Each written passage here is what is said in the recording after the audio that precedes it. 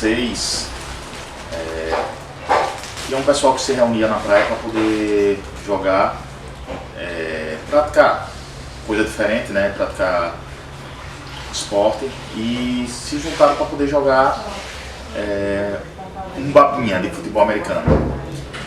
Reuniu um grupo de conhecidos, um pessoal que era amigo, que conversavam entre si, e nisso a gente foi praticando. Ficou praticamente de 2006 até 2009, só nessa questão de praticar só por hobby, só para brincar, para poder se divertir e reunir a galera. Eu comecei a jogar futebol americano no final de 2008. Estava assistindo um jogo da NFL que eu não lembro qual era, provavelmente um jogo do Dallas. E o narrador na época, acho que era o próprio Everaldo, mandou um abraço aí pro pessoal do Aracaju Bravos. Mas eu de imediato dei um pulo enorme do sofá, porque eu nunca acreditaria, imaginaria que existiria uma equipe de futebol americano aqui no estado, né? E eu, desde os meus 12 anos de idade, acompanhava o esporte. Quando eu era mais novo, acho que eu tinha uns 16, 17 anos, o pessoal começou a ir jogar na praia. Antigamente era na areia, né? O esporte começou na areia. Então, eu ia junto com eles, só para brincar mesmo. E o início do futebol americano aqui em Sergipe foi na areia. A gente tinha uma média de 8 pessoas que brincavam de futebol americano, que assistiam a NFL, que jogavam o futebol americano no videogame, e nos finais de semana iam brincar de futebol na praia.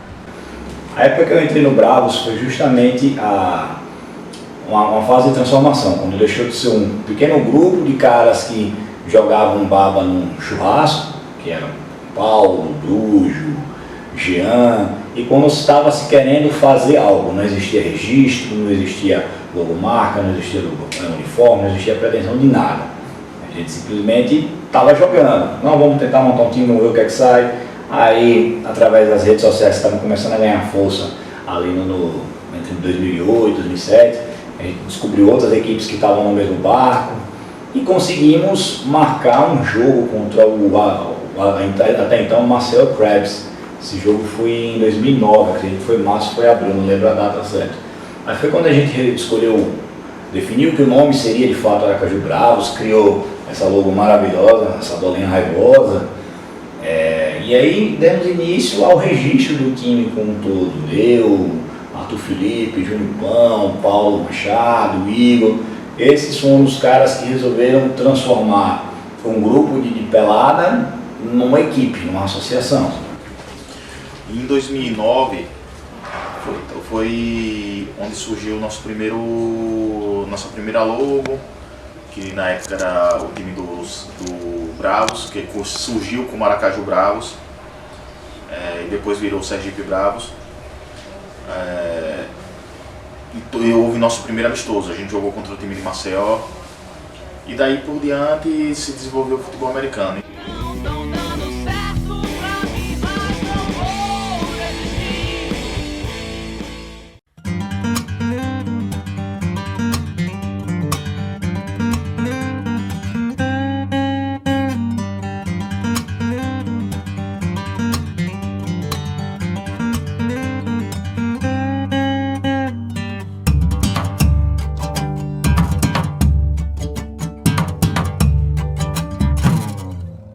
Eu lembro que foi até eu e o Lucas Nascimento, a gente conversando assim, rapaz, a gente precisa sair da areia. Enquanto a gente estiver na areia, a gente vai viver nesse mundinho e a gente não vai ter condições de ser nada. Enquanto outras equipes já estavam realizando essa transição há algum tempo atrás, a gente decidiu, vamos jogar futebol americano na areia. E o interessante é que assim, não existia a quantidade de sites, de lojas virtuais que o pessoal consegue comprar equipamento hoje. Eu lembro que a primeira vez que a gente foi ter contato com um helmet e com um pad foram com 2 anos de existência do Bravos. Entendeu? A gente olhava assim e fazia, cara, isso é irreal, é impossível, a gente não vai usar isso, não vai jogar com isso. Nesse momento a gente decidiu ir para um full pad, que é o que a gente conhece como futebol americano da televisão, com shoulder pad, com capacete. E essa transição ela foi complicada porque muitos dos atletas eles eram menores de idade, hoje muitos deles já estão casados, mas há 6 anos, 5 anos atrás, a gente não tinha uma condição. Os equipamentos são todos importados, então a gente teve que comprar equipamento de segunda mão, equipamento que a gente chama de recaustado, que são peças usadas. Em meados de 2010 para 2011, a gente partiu para campo, começou a jogar campo, e foi onde a gente começou aquela labuta diária para poder chamar jogador, tentar parcerias para a gente poder desenvolver um time que em 2012 participou do seu primeiro campeonato. Convite de Ítalo Novak, que eu via que tinha o futebol americano na areia, inclusive até com partidas com o pessoal da Bahia e de Alagoas. Aí fui ver um jogo, exclusivamente a primeira taça Aracaju, ao qual foi o Aracaju Bravos na época. Teve o Mariners também de Pernambuco que jogou, aí eu assisti esse jogo e acabei me empolgando para o esporte. Aí fiz o tryout para o Sergipe Bravos, quer dizer, o Aracaju Bravos na época ainda. Aí passei e comecei a atuar. Joguei de wide há algum tempo, coisa de 4 treinos, e depois me identifiquei como free safety. E de primeira já fui o meu primeiro confronto full pad, que foi o primeiro jogo full pad entre Sergipe e Bahia, que foi ao Saints e a Aracaju Bravos, que foi 6-6 o jogo lá em Salvador.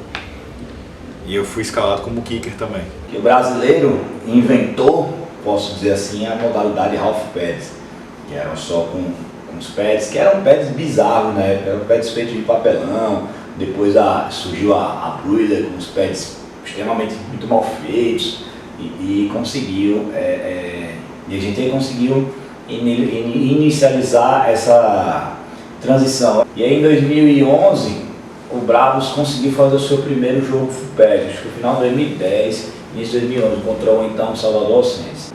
E ali foi o primeiro contato que a gente teve. A gente nunca tinha feito nenhum treino full pad, porque a gente nunca tinha equipamento suficiente para isso. Eram pouquíssimas as pessoas que tinham condições de comprar um equipamento naquela época. Foi quando a gente teve a oportunidade de fazer o primeiro jogo. E depois daquele jogo, o barulho dos helmets se chocando se tornou apaixonante.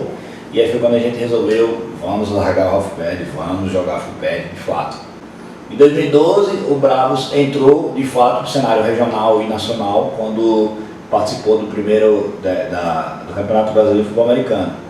E o interessante é que na primeira participação foi a melhor campanha de um time sergipano na competição, foi quando a gente conseguiu chegar nas semifinais da modalidade. A gente enfrentou equipes que tinham 3, 2, 4 anos de full pad. Também nesse ano foi a única vez que o futebol americano teve seu jogo no Batistão. Em 2012, quando nós enfrentamos o Salvador Saints, foi um jogo assim totalmente inesperado, porque nós estávamos iniciando um estreitamento de relações com a Secretaria Estadual de Esportes, e aí foi quando o próprio secretário de Esportes na época, Maurício Pimentel, chegou e disse: por que a gente não faz um jogo desse no Batistão?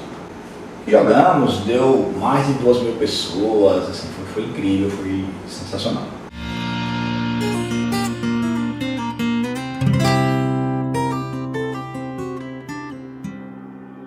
Essa galera aqui toda de vermelho é minha segunda família.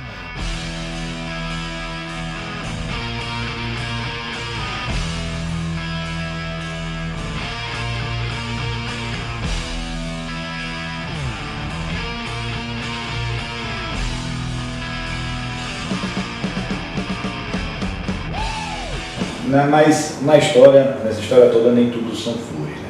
Tinha um ponto negativo no Bravos que precisa ser dito, que eu sempre falo para todo mundo. O Bravos era um time de pessoas encostadas.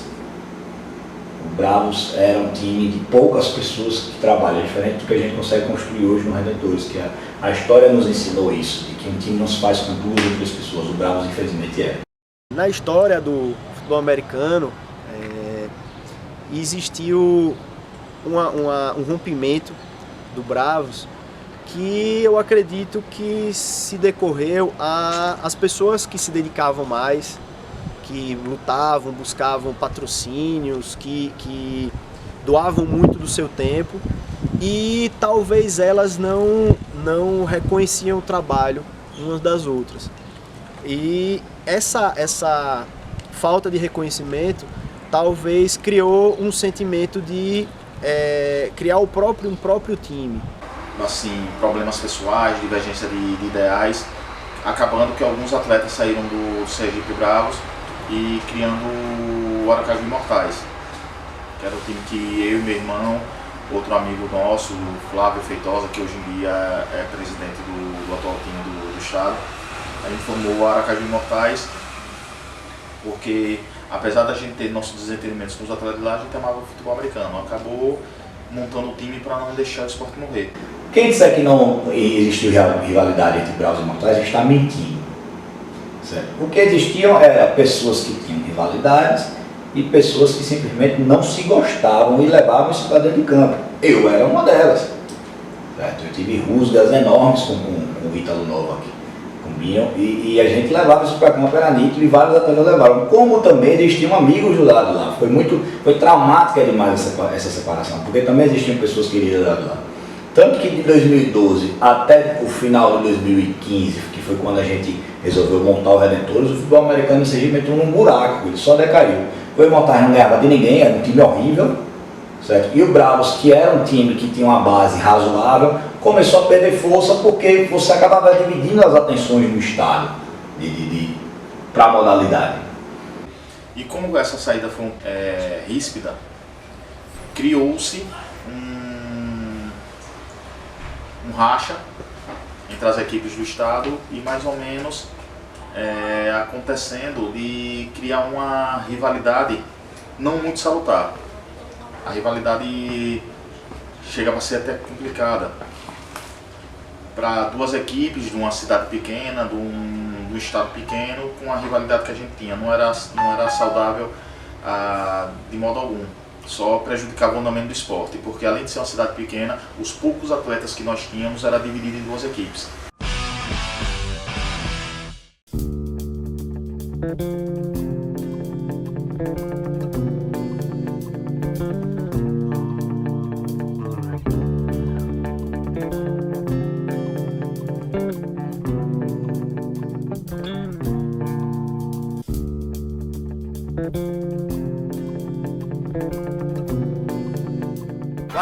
Vai! O presidente da época do Bravos, o Danilo Campos, ligou para mim, fez uma proposta, disse que se continuássemos do jeito que estávamos, não ia crescer o esporte no estado, ia morrer os dois abraçados, que era o que estava acontecendo. A gente não tinha apoio nenhum, a gente não tinha patrocínio, a gente estava virando chacota no Nordeste, estava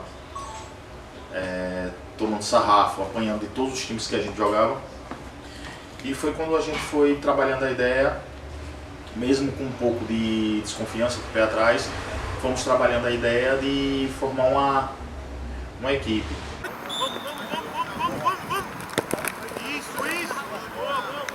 Da mesma forma que a separação não foi fácil, juntar também não foi.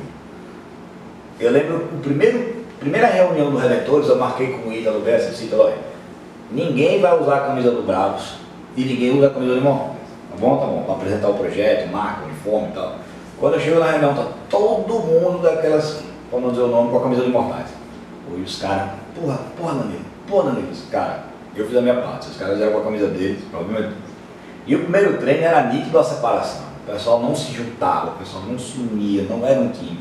E deu muito trabalho, foi muito treino, com pessoas se estranhando, grupos à parte.